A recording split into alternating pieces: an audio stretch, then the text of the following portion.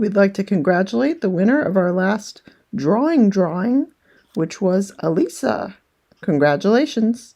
If you'd like to learn how to enter our next drawing, follow us at Simpsons Sibs on Twitter. Get groceries delivered to your door in as fast as an hour with Instacart. They handpick fresh groceries from your local store and let you shop multiple stores in a single order. Use our link to get free delivery on your first order over $35. Just visit cart.simpsonsiblings.com or check out the link in the description. Hey guys, this is Sari. And this is Sean. And we're the Simpsons siblings. You might remember us from such podcast episodes as A Fish Called Selma And Dumbbell Indemnity. And as you may be able to tell from our intro, we are covering Troy McClure today. Woo. We're excited because this is our first episode that isn't about a specific episode. It's about a character. And so we're a little nervous. But I think it's a good first character to dive into. Yeah, because he's not... I mean, I think if we jumped in, we're like, let's talk about Homer. We'd have to analyze every episode that Homer was in. Yes. So I think this is a good starting out point. And yeah, let's just get right into it. So, hey, it's Troy McClure. You may remember him from the 41 episodes of The Simpsons, including A Fish Called Selma, and The Simpsons 138th episode Spectacular. Troy was a really special kind of Simpsons side character, one that was immediately memorable, perfectly tied to his voice actor Phil Hartman, and though he didn't have a lot of starring roles in episodes, he is a fan favorite to many. As of his late great voice actor Phil Hartman, we're not going to be talking about how he died, but instead how he continues to live through this memorable character of his. We miss him through his voice and his comedy, and this episode's going out to you, Phil. Well said. Thank you. Troy first appeared in the Season 2 episode Homer vs. Lisa and the Eighth Commandment, and made his final voiced appearance in Season 10's Bart the Mother. The concept behind his character is he's a has-been actor that now primarily appears in infomercials and educational films. You Might Remember Me is the line that went down in history with his character and is also the name of the biography written about Phil Hartman. He's just sort of the actor that you see in everything, but you can't quite put your finger on where you've seen him from. Like certain actors, you see him in a TV show, but it's always a side part, but yet they show up in so many different shows. And I feel like that's what he's supposed to be. The way I think about it is kind of how us growing up, there might be someone who does a cameo that they're like, oh, here's this actor. And we know that actor as just a side person that's thrown in, whereas a generation before us knew him as like a mainstream actor. Yeah, that's true. So he may have already had his big time in the sun, and now he's just filling small roles. Like it's mentioned in A Fish Called Selma that he was a has-been 70s actor from the 1970s. So from the point of view of the 90s, the kids might not know what this guy's been in, but the adults definitely do.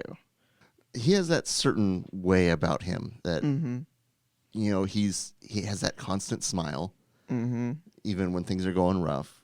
He dives so much into the roles that are assigned for him, even if it's selling a junk product. He gets so invested. He wants to push it so much. Like there's one of the products where he does like that, like big old face slap. You can actually hear it too. It's like pop. Yeah, and you know he's passionate about what he does, even if it's something stupid. And like we said with his "You May Remember" line, like that just adds that there's like just this familiarity with him. He's a household name. He just fits in naturally with being in the Simpsons world, even if he's no longer a mainstream character. Yeah, for sure. So piggybacking off of that, really Troy's ability to sell is he's almost like the best used car salesman you'd ever see. Like you're in the mood for a new car sort of thing. And some of his first appearances were on I Can't Believe They Invented It, which was an infomercial where he tries to sell obviously horrible products like the juice loosener. And he always sells them with a smile, and it a way that always convinces Homer to buy them. And one thing I love about these segments, they were always my favorite as a kid. And I think it's because there seem to have been so many infomercials in the 90s, especially kids' products. And you're seeing a lot of them, not just infomercials, but just those as seen on TV type products. And I think a lot of them are sort of circulating the internet a bit more now. And one that we were just talking about a couple weeks ago was Marvin's Magic Drawing Board. Yes. Which, if you were a kid in the 90s in the US, you got to look up that commercial, because it'll, even if the name doesn't like ring a chord with you, you will recognize it. And they were just such a big part of TV culture back then that I think Troy McClure really kind of taps at that. I don't know what it is with those, but they're just like burned into your memory. Like, you sent me that link, and I immediately remembered the part where the person twists the thing and makes the little bow tie. That was always my favorite part too. Like, and how that did was he do so that? long ago since I've seen that. But Yeah. why is that in my brain? It's because we probably just saw it so many times too. Yeah. And that's what Troy does. He just comes on with that smile. He's either oblivious that these products are junk, or he knows and he doesn't care, because he has, like, his smile that I talked about before, it's kind of an empty smile. Mm-hmm. Like, it's just, that's his natural state. So if he's always smiling, it's kind of meaningless. Yep. Like there's no range in his emotion. He's just always pushing what's in front of him. He's talking, he's selling what's been plopped in front of him. Yep. A little interesting tidbit. His actual first appearance was in Bart's Dog Gets an F in season 2, but he's voiced by Dan Castellaneta here, but not Hartman. Yeah. Which is interesting because they probably could have very easily replaced him with Dan Castellaneta after Hartman's passing, but they decided not to, as sort of a way to honor him. But it's interesting to think that if Hartman would have been alive and he would have decided to just leave the character, there could have been a future where he would have been voiced by him. Yeah, I think that was very respectful of the writers and crew to just, Yeah. Not draw a lot of attention to it, but just let it be, let the character rest. They did a similar thing with Edna Krabappel when her voice actress passed away many seasons later, where they just they call it retiring the character, which I think is very respectful. Because so many of these characters, we tie them to their voice so directly that's just such a part of them. And I think, too, since it is tied to their voice, if they substituted someone, even if they were very similar sounding, we would know the difference. Oh, yeah. And definitely. it would just be unnatural going forward. Mm-hmm. All right, so now we have some of the little shorts that we can go through. His little, we're starting out with the promotional films and just sort of going through these. And we're going to start out with Spiffy. Which is a product everybody needs. Oh, yeah, everybody needs it. I'm going to point out just randomly some of my favorite You Might Remember Me's in some of this. Troy McClure's Summertime Smile Factory. Oh boy, it just gets you smiling just hearing it. Well, I mean, it's a smile factory, so it makes sense.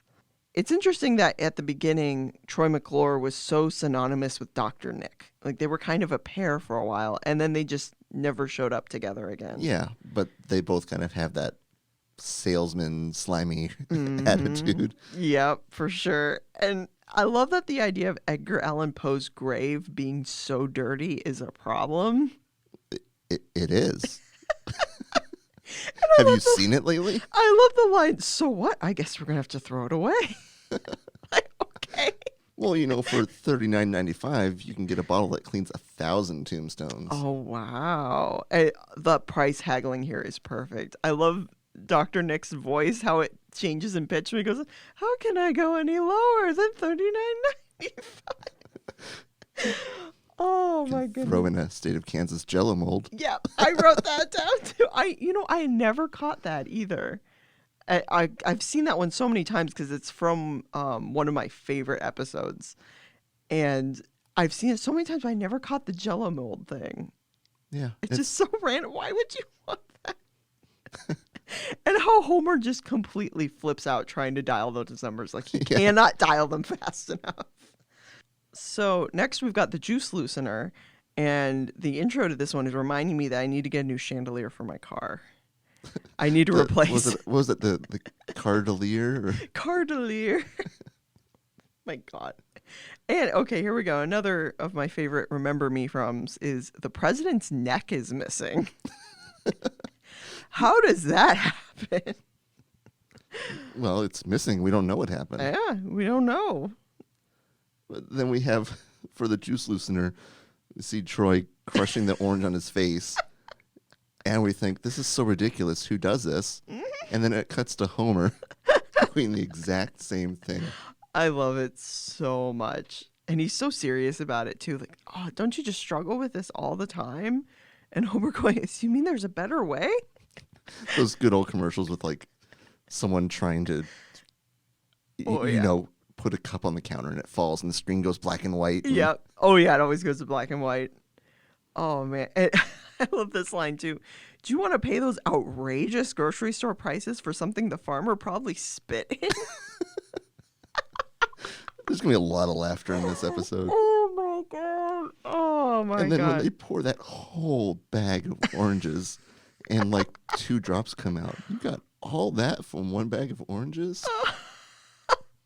I love how he so believes in his products, even though they are obviously terrible, and Homer just falls for it every time. Yeah. Is it even on? It's whisper quiet. Oh my God. He is just so tied to his products. He is so confident in it to a fault. Yeah. Oh my God. Just the fact that you have to yell. Well, it's Dr. Nick at this point, but yelling that it's quiet. It's whisper quiet. Can't cover up that evidence. Nope. And we've got kind of a shorter one where he's selling the Itchy and Scratchy cell, and it's now on the Impulse Buying Network. Yes. And that's sort of a quick one. I don't have too much on that one, but it is nice to see him pop up again.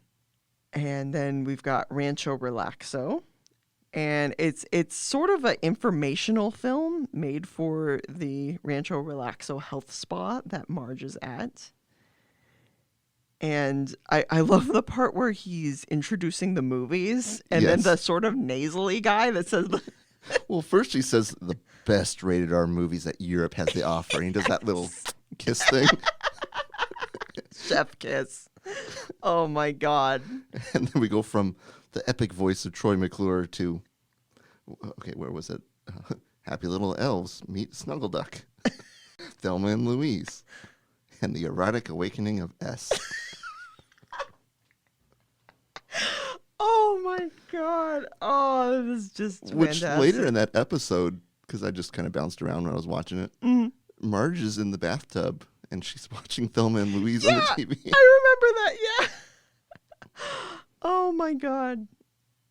Oh, I'm all about that overdramatic ending where it's like you just see his face in the background, but then he just happens to be on a hang glider. And then he just kind of descends into the sunset. It's a very high production value for just a hotel welcome video. Yeah. Very, very high production. And then we've got the Simpsons 138th episode Spectacular, which is another one where we sort of see him front and center. And it's interesting that he's sort of a meta character here, where he exists outside the show. But yet his personality and everything remains the same. Mm-hmm. So even in the theory that Simpsons is staged, well, I mean, it's a cartoon, but yeah, in that theoretical world where they're all actors on the stage, Troy is still Troy. He plays himself on the show The Simpsons. Yeah. I love that kind of crap. I would kind of liken it to if Zap Brannigan from Futurama were to be an actor himself in the show, he would be just like himself as an actor. Oh, yeah. Well, and he was supposed to be originally voiced by Phil Hartman. Right. Yeah.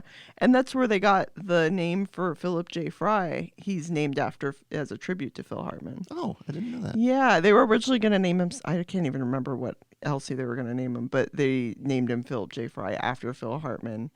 And I think whoever does Zap Brannigan's voice sort of does it as a pseudo impression of Phil Hartman, who was originally supposed to voice him. But one thing, if he's kind of the same on stage with quotes versus leading that episode Spectacular, he really seems like he doesn't want to be there. I know. Like as soon as they cut to commercial break, he steps off the side and starts smoking. Yeah. Does a sigh of relief. And that's kind of sad for Troy McClure because, maybe he does know that he's pushing junk and he's just a low-rate actor now. But yet we don't see that in A Fish Called Selma as much. That's true. Yeah. Unless something changed during that. I'm trying to remember which one came first, 138th episode or A Fish Called Selma. So I looked it up real quick, and A Fish Called Selma came after 138th episode. Okay. So I don't know if that's a different side of Troy that they don't show in that episode, or if we're way overthinking this, or maybe Troy. So we're seeing the real Troy McClure, but The Fish Called Selma is Troy McClure playing the character Troy McClure in the episode Fish Called Selma. Wow. That's And deep. so when we see him behind the scenes of the Spectacular, that's actual Troy McClure. Yeah. Okay. I can understand that. Yeah, like you said, we may be putting more thought into analyzing than they did writing. Yeah. But well, whenever they that's make what we're it, here for. whenever they make a mistake like that, a wizard did it. Oh, and then of course we get the absolutely fantastic line at the end of that episode. And now what you all came here to see, hardcore nudity. And then it's just scenes of butts through the whole credits. Oh, the delivery of that line is absolutely perfect. I love it. He's also hosted the Simpsons spin-off showcase, but he's not quite as prominent in that one. Yeah, he's maybe has a couple minutes total in that. He's just kind of playing the role of host, and there's a lot more that they cut to in that one. The 138th episode Spectacular is more him talking about things, but the spin-off one, he introduces something and then he just cuts to it. Yeah. There's that whole awkwardness where he's walking along and hits that dead end on the stage. Oh my God. And then the sad line where he's talking about the fans of The Simpsons, if any. Oh, Troy, we're fans of you. Troy also hosted a slew of educational films for most of his characters' run. They were usually shown during class at Springfield Elementary, often on an old film projector, or during a mandatory issue like Homer's traffic school course and things like that. So we'll start out with Someone's in the Kitchen with DNA. Very catchy. Oh, yes. Oh, my gosh. I love how he goes into that room that he's not supposed to be in and an alarm goes off. He takes his hood off. And everybody, and he's still so happy about it. He just doesn't even really know it. Yeah, and just like his reaction when Billy shows up and he's like, What the? Oh, hi, Billy. Oh, my God. Well, and, this short film finally explains to me why Chinese people have Chinese children. I mean, yeah. Why? Oh, man. And possibly one of my... I keep saying my favorite Troy moment, but there's so many favorite moments. But, Mr. McClure, what does DNA stand for? And he looks at the camera for a split second and then it ends. Like they didn't even try to fill it or edit or correct it. It's just done. And it's explained so little as well. It's just very blanket information on DNA. It's, oh my goodness. Moving on, we've got the DUI video, which is a little short. And was it a DUI video or was it just car crashes? I think it was just about car crashes, but it was because Homer got the DUI. Yeah, okay, that's what I'm thinking then. But I love the opening when he's just sad and depressed and sad, upset that all these people got hurt. And then he looks at the camera. Hi, I'm Troy McClure. It's like on a dime. He just switches. But yeah, I mean, I know we kind of have the YouTube compilations now of all the car crashes and stuff. But yeah, based on this scene, I feel like they were showing a bit more than they usually show on those. Oh my God. He also says it's 60 minutes long or something. Yeah. Oh, Jesus Christ. Homer's just laughing. Oh my God. Then we've got Fuzzy Bunny's Guide to You Know What. And he's got that snappy 70s outfit in that one. I know, the bell-bottom jeans. Even for this being an old film, it's old to the kids, too. Yeah. I love how he says, I'm going to present this in a frank and straightforward manner. Immediately cut to Fuzzy Bunny's Guide to You Know What. How is that frank and straightforward? These poor kids Yep. having to watch this Oh yeah. animation of Oh my learning god. you know what. Yep. Yep. And the two kids that have to get sent out to pray for their souls. Yes. Oh my god. And then the closing of, now that you know how it's done, don't do it. My god.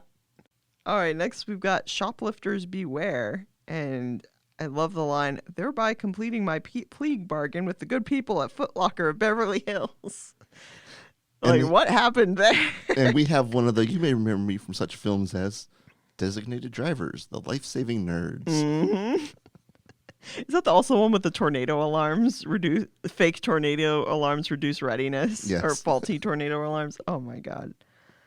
I love how so many of his quotes, you have to think a step further to figure out what they're really talking about. Yeah. You know, like the whole faulty tornado alarms reduce readiness. You got to kind of analyze it a little bit more. The whole plea bargain with the good people at Foot Locker. You got to think about what happened at Foot Locker.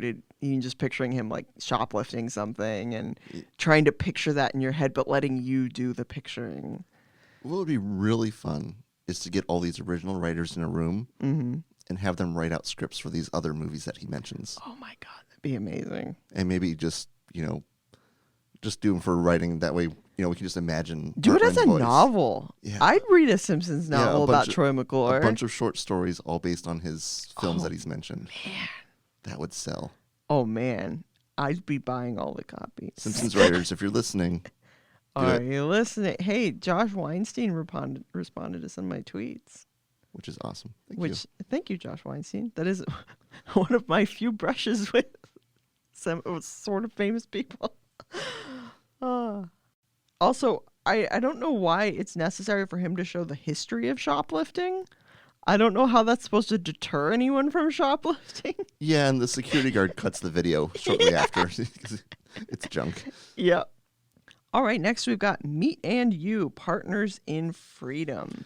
I love this one. This is his longest one too. I kind of measured some of them. It's his longest one. Now, I caught something in true fashion of researching these that I didn't catch before. The title screen at the bottom, did you see what's there? No. It's part of the Resistance is Useless series. Oh, Which- wow. Kind of ominous for a Yes. meat packing video. And if I remember the episode too, is this the one with the independent thought alarm? I think so. Yeah, because it's Yeah. when Lisa wants to become a vegetarian, and when she starts asking things, they push the independent thought alarm. Oh my god. And taking a stroll in cattle country, and he's just walking on top of all the cows. And then we get the, hello, Bobby. Jimmy. It's just Jimmy. That's the other thing too. All these kids in these videos, it's always a little kid, and it's always a really generic name that ends with a Y. Yep. Oh, Bovine University, the killing floor, but it's not really a floor. It's more like a steel grating that lets parts sleuth through. My God, that's the part of that he was upset about. Yeah. Mm-hmm. But and then we also have the high density feedlot, which is just sad. High density, like, poor cows. But that's how you can walk across them. Oh yeah, and that's how you take a stroll through cattle country. And I love just ask this scientician. And then it switches. Yeah, obviously your friend's never heard of the food chain. And everything's like going towards the human. Oh I my think there's god. like an eagle on there. And, Yeah. Oh man, so many perfect moments. well, that line that leads up to it, what was it? I've got this crazy friend that doesn't eat meat. Is he crazy? No, he's not crazy, just ignorant. What your crazy friend means is, So judgmental. my God. And again, he's trying to sell whatever they want him to sell. If he's told to say this, he's going to say this. Yeah. And just his delivery is absolutely perfect. It's brutal for any Oh, yeah. non-meat eaters out there. Yes. Oh, man. But you have to remember that if a cow had a chance to, he'd eat everyone, you and everyone you care about. God. And then it just zooms in on the cow's face. Oh, man. All right. Moving on to adjusting your self-ostat. This is one that I didn't really see a lot because I don't really like the episode that it's in. I actually remember that episode specifically. But it was interesting to kind of go back to this one. He says, I will introduce the man who will put the U in improvement. It's so forced. Yes. That's how you make a good pun. You got to force it. This circle is you. My God, it's like you've known me all of my life. And then we have the bit with Regional Geographic. Not another magazine by a similar name. Oh my God. Is that part of the birds one? Yeah, Okay. Birds are fine-feathered colleagues. Yes. And this is actually the last one that aired chronologically, because this is from Bart the Mother. And I love Man versus Nature, the Road to Victory. which kind of piggybacks off of the meat one too. And for some reason the set of steel tongs that he uses to pick up the bird, it's just so casual how he does it. And that poor bird just being lifted, and he sounds so sad, or she sounds so sad. Aww. Now, one thing that I noticed is when he's talking about in nature, the mother regurgitates the food, and Bart's taking down all these notes. Bart's notebook for how to take care of the bird says 75-watt bulb, regurgitate food, and then Billy. He's got to go find a kid named Billy to help him out. Billy is the crucial step to taking care of a bird. Yeah, it is. So the last one we have is the half-aid approach to foundation and repair, fill in the blank. And he says such complicated instructions without absolutely any explanation. And it slowly escalates. Well, not slowly, but the first step's simple, and then it builds up. One of the steps is literally just install. Yeah. He just goes, install. And Homer's just like, wait. Well, and it's full of the do's and do not do's, which reminded me of from the training manual from Bart had for the scouts. Don't do what Donnie don't does. Yes. I forgot. Don't do what Donnie don't does. And Phil Hartman's smooth performance here of such long-winded terminology, like extruded polyvinyl foam insulation. But he says it so quickly and so smoothly. And then Homer barely has a chance to answer. Good. Assemble the aluminum J channel using self-fitting screws. Oh, man. I'm inspired to write that down. Oh, that's great. That's great stuff. So we're going to talk a little bit more about Troy's Spotlight episode, which is A Fish Called Selma, which we did an entire episode on. This episode is the one that was previous to this one. And this was McClure's first and perhaps only character-centered episode in the series.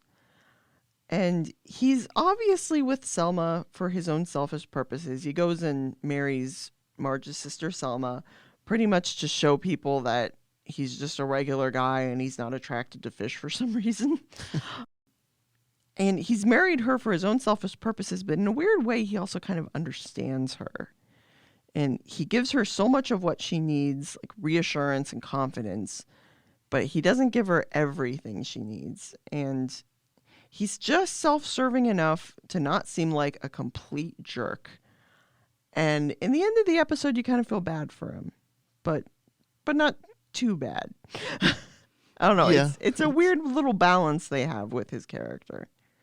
Yeah, that episode really, I don't know, kind of made him more real in the world of The Simpsons. Like we mentioned before, he was a big actor before. Now he's just filling these small roles, being on infomercials. But this is what let us see like the real Troy McClure when he's not in front of the camera. Which a lot of him is still the same. He's still got that voice, that attitude. But, even though he has a ton of awful flaws, he's still a person. And he's, someone who now he has a direct connection with the characters of The Simpsons and the family. Yeah. Like, he's had that interaction. He got to go drink at the bar with Homer. Like, he's just that much more real to us as viewers, but also now he's connected directly with the family. Yeah. And that's what I got out of that episode, was that it brought him from a side character. It kind of brought him more into the main light of the series. Yeah, for sure. The interesting thing is, too, is even though he's sort of part of their story here, he doesn't interact with them a whole lot. Like, he has these moments in the locations and sort of influencing their lives. But other than telling his secret to Homer and a bit of a conversation with Lisa in the pool, he doesn't interact too much with the people, which kind of shows his form as a celebrity in the public, where he doesn't even really interact with these people too much. It's more that he's at the setting and he's going to different restaurants, he's interacting with different people. So it's almost this different version of Springfield that we're seeing through him. Sort of the more high class version of Springfield in a way. Yeah, we see some scenes that, the main family and main characters would almost never go. Yeah. And so we are kind of seeing a different side to Springfield here. And he really interacts mostly with Selma in this episode, as well as Jeff Goldblum's character, who was written for the episode.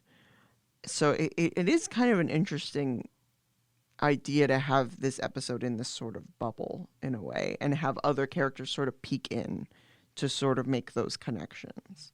And I was surprised. We kind of mentioned before how Dr. Nick was so connected with Troy at the beginning. I kind of was surprised that we didn't really see any Dr. Nick in A Fish Called Selma. Oh, So it seems like that would be a good pairing, even if it was just for like 1 10-second joke. Maybe have Dr. Nick come in and do something and interact with Troy. But I don't know, maybe that could have added a bit more to, not only connecting him with Selma, but also connecting him with Dr. Nick outside of the stage. Yeah, definitely. I could see that. All right. So the interesting thing at the end of this episode, it is very much a status quo episode where Troy's sort of left to where he was in the beginning. He has a little bit more of a career again, but he doesn't get that McBain role that he was really seeking. And it's sort of interesting that we see his character sort of grow and then retract back to where he was. And then we literally get to see him again as this guy that just does these short films, that just does these infomercials. We get to see him sort of behind the scenes and then back to where he was in the scenes again. Yeah. And I'm kind of sad that we never really got to see his character grow anymore, that we never got any other real spotlight episodes, because I feel like we may have seen more of those if they would have kept him in the show. But it's sort of nice that he's left as this side character that we all love, because I feel like he's best utilized as a side character. Yeah, it didn't spoil the character. Yeah. Sometimes you can know too much about someone, like how their relationship with fish. and maybe that's part of why he is so beloved, is that he was seen just enough, he was experienced just enough, that perfect smile wasn't overdone. It didn't overshine its stardom. I don't know. Maybe that's part of what makes Troy McClure so special. Yeah, and there's a bit of a mystery to us as the viewers, because we won't really know his acting career before, aside from the You May Know Me From. We don't know what those roles looked like, and that just leaves it up to imagination, that we hear some goofy movie that he was in, and every person can interpret it differently and just kind of joke around and wonder, I wonder what that was like. Yeah, and that's part of the magic. And that just kind of makes, I don't know, in a way makes it kind of unique for everyone. Just gives it, everyone can put their own perspective and spin on it. It's like the writing takes you 3/4 of the way, but your brain fills in that last quarter. And that's what makes it special and personal to everyone. Yeah. Yeah. Well, I think we did a good job in our first character highlight episode. Yeah, I think he was a great one to, it's not too overwhelming, but it's a character that everybody knows, and, it's a good way to just respect the character and the actor. Oh, yeah, for sure. And I feel like I've never heard someone say, man, I hate Troy McClure. Yeah. You just can't. You can't hate him. Thank you so much for listening to our first character highlight episode. Next episode, we will be covering Simpson Tide, Season 9, Episode 19. So go ahead and watch that episode before you listen to get the full experience. And until then, bye everybody.